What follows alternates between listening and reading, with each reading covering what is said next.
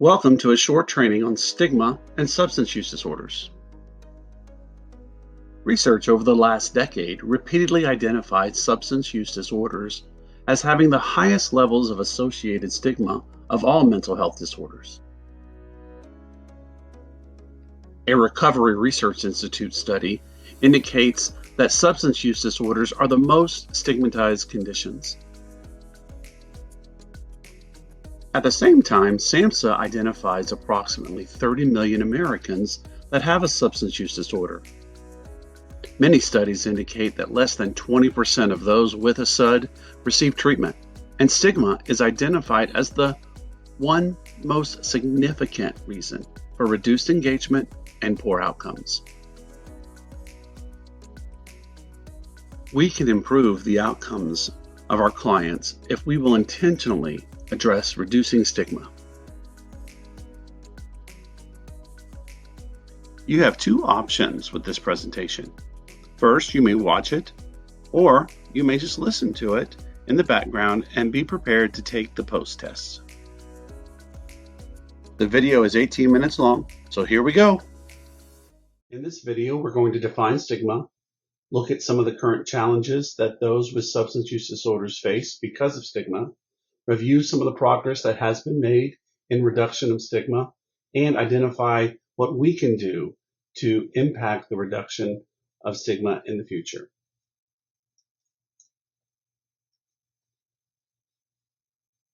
Stigma acts like an overwhelming cloud of undesirable labels, qualities, or behaviors that are assigned arbitrarily to someone that has certain attributes. This assignment leads to inequality, shame, blame, and in many cases, discrimination, all of which are barriers to healthy individuals and healthy communities. One impact of the recent pandemic was a dramatic rise in substance use. In 2020 alone, this resulted in a 29% increase in substance use-related deaths over 2019. Individuals, families, and communities are regularly encountering the repercussions of substance use disorders. More and more people have become direct or indirect victims, or witnesses to direct or indirect victims. This begs the question: is this increased confrontation with substance use disorder having a positive or negative impact on stigma? So, has increased substance use disorder encounters reduced stigma? We know that empirical research indicates there is a positive correlation between the level of stigma and the reduction to treatment access. It's reasonable then to expect that access metrics would improve if stigma was improving.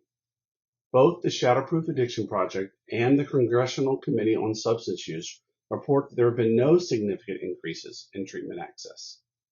Without an increase, it appears that even though there's been more awareness to substance use during the pandemic, it has not necessarily impacted the level of stigma significantly enough to change access.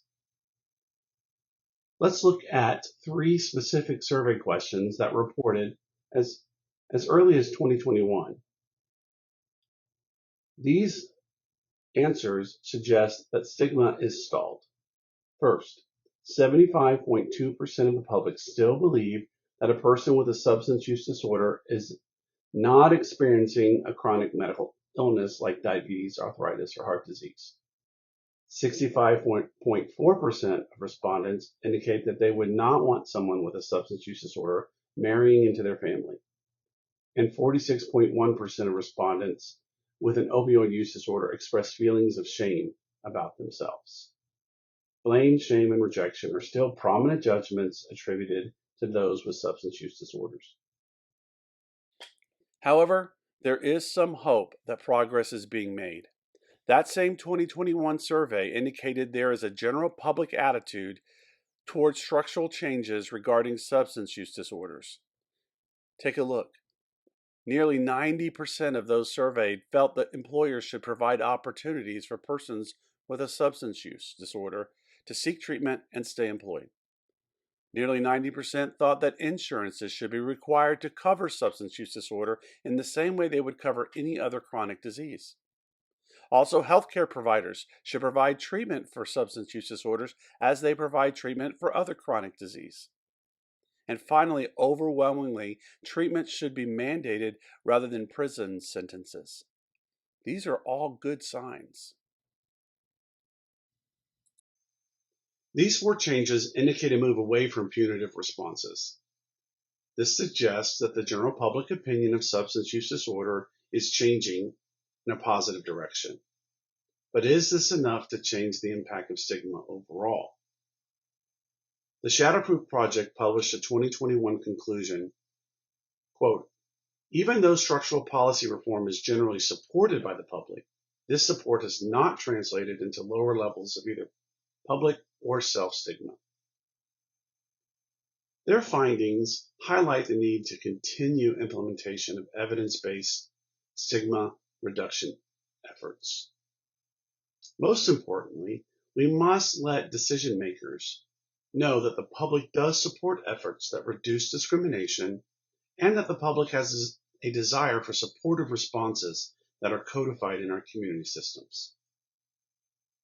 Now, before we go further, let's step back and take a closer look at how stigma is categorized. We can think about stigma in three broad categories: public, systemic, and self. Public stigma is when negative attitudes, classifications, or beliefs are just arbitrarily assumed on someone that has a substance use disorder. These are typically passed down generationally or within families or among friend groups. Sometimes you'll see them in movies and in other kinds of community expressions. The second is systemic or structural stigma. This is when a governmental structure, a business or an employment structure, or some structure of commerce or community asset is prejudiced against someone that has a substance use disorder. It's harder for them to access, or even sometimes they're excluded because they have a substance use disorder.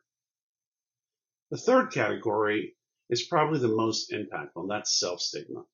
This is when these arbitrary negative beliefs are internalized and they begin to form the structure of someone's psychological construct of themselves.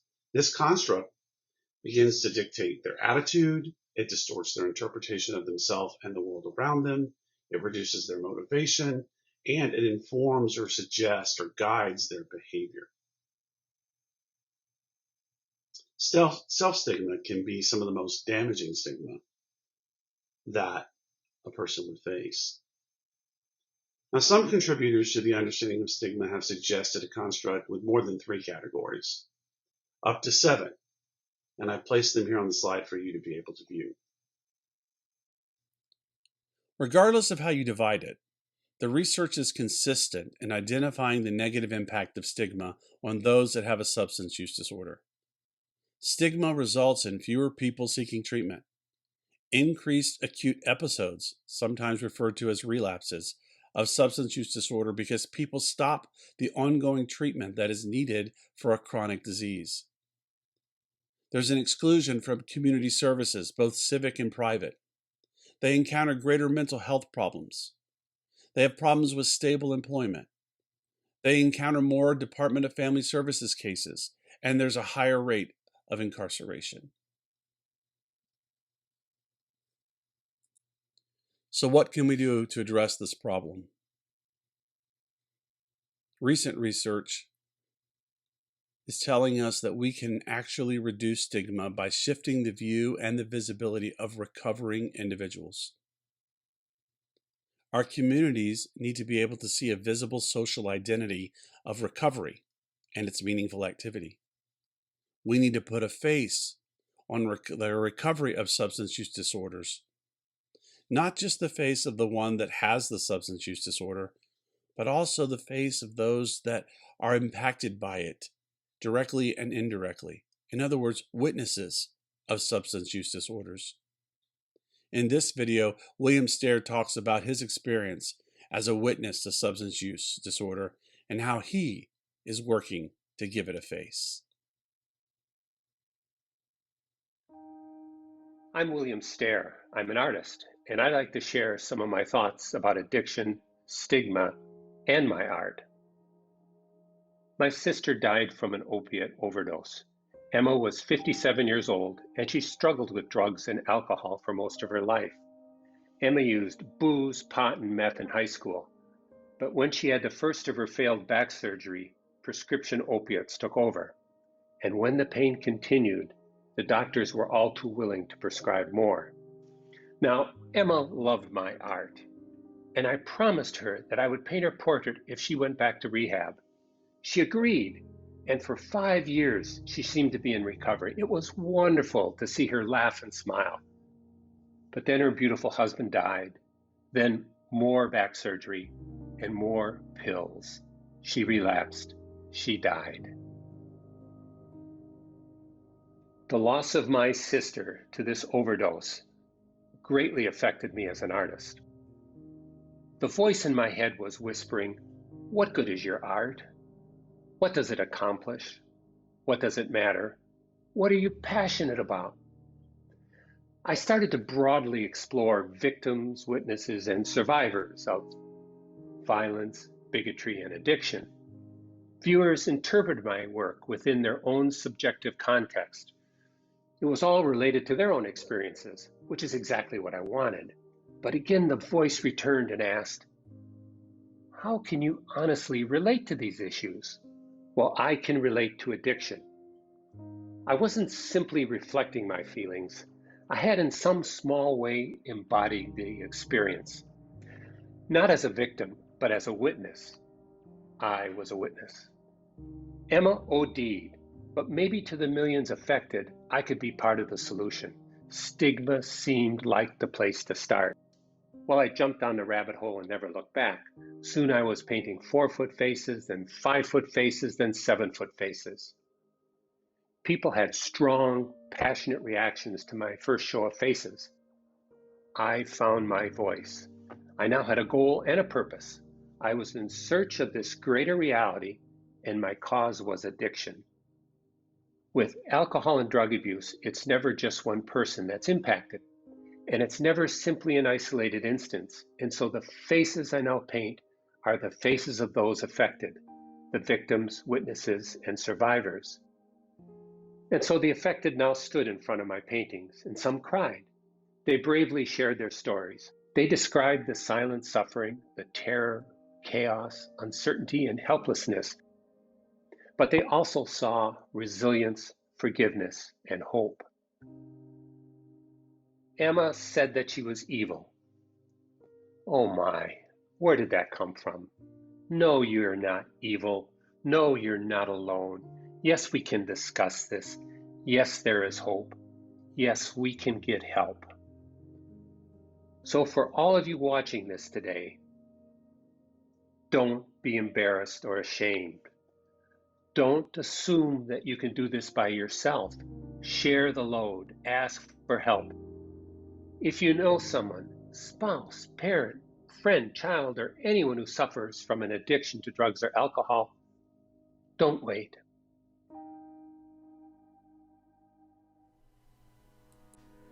Here is a positive fact. Disclosure from those with substance use disorders and witnesses will elicit both positive affect change and positive cognitive change. Recovery is not only possible, it's fulfilling, and it's good for families and communities. Let's look at how attitudes change when recovery is the lens in which people view those with substance use disorders. We're going to highlight 2 metrics. First, the one on the top of the list. The question is, how willing would you be to move next door to a person with a substance use disorder? 57% said they were unwilling if they used the lens of a user. That unwillingness drops to 32% when they understand or they look through the lens of the person that is in recovery. This trend is consistent for each of the questions. When recovery is the framework that a substance use disorder is viewed, more positive responses emerge. Look at the question. How willing would you be to have a close personal friend with a substance use disorder. When recovery is the filter of experience, willingness jumps to nearly 65%. Both the Shatterproof Project and the AAMC advocate for stigma reduction strategies that highlight recovery. Let's put the face of recovery out front. Another significant way we can reduce stigma is by the use of our language. Words really do matter. They matter because they symbolize ideas and concepts. Words cluster nuances and meanings together. However, words and language, they're not static. Language is constantly being formed and reformed as human beings have different experiences. They capture those experiences in words. They share those experiences in words through conversation, literature, speeches, lyrics, and stories. In that process of transmission, some words drop meaning, some words add meanings, some words lose meaning. There's a consistent string of evidence that says that using laden words heavy with negative impact, changes how people react to individuals with substance use disorders. 2 studies done by Kelly and his colleagues suggest the power of labels.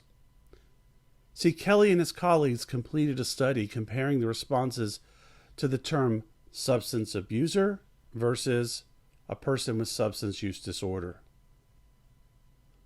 The term substance abuser alone resulted in more punitive judgments and assumed more willful conduct. Let's take a look at just a couple of the comparisons that are listed on their chart. First, focus on the category of punishment. When the term substance abuser was used, the assumption was punishment 67% of the time, compared to only 23% of the time when a person with a substance use disorder was used. Now jump over to attribution of blame. The term substance abuse elicited an assumption of blame 76% of the time, compared to only 24% when the term a person with substance use disorder was used. What a dramatic difference our words can make in dealing with stigma.